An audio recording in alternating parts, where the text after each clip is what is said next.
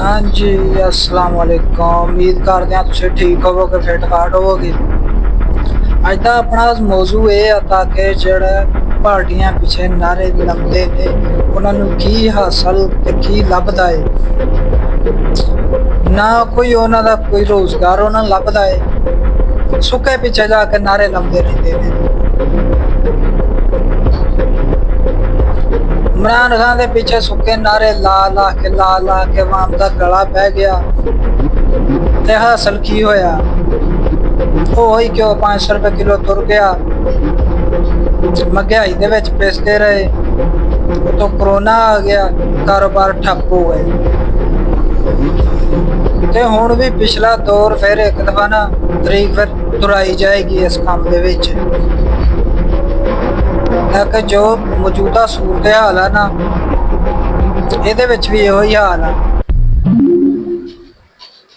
ताकि ਹੁਣ ਫਜ਼ਲ रहमान साहब आए ने वो अपनी संपत्ति रिया इकट्ठी करन। मैं तो चाहता था कि जेड़ा पाकिस्तान के खिलाफ नारा लाए ना उन्हें स्टेटलैस किया जाए। जिवें बंगलादेश दे विच अज भी कई खानदान जड़े ने उन्हां कोल किसी मुल्क की शहरीयत नहीं, ना उन्होंने बांग्लादेश मानता है, ना पाकिस्तान मानता है, ना इंडिया मानता है। मेरे शहरी ने कोई भी नहीं मानता। उन्हों दियां दो दो तीन तीन नस्लां रोडां दे उत्ते पल के जवान होईयां ने, फुटपाथ ते पल के जवान होईयां ने। कुछ इहो जिहा सलूक जड़ा ना किया जाए ताकि जो स्टेट के खिलाफ जो नारा लाते हैं पाकिस्तान के खिलाफ,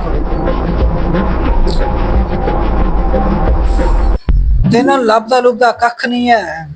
स्टेट के खिलाफ भी नारा ला के लभदा कख नहीं रहिंदा, दूसरिਆਂ ਨੂੰ तंगी तकलीफ होंदी है।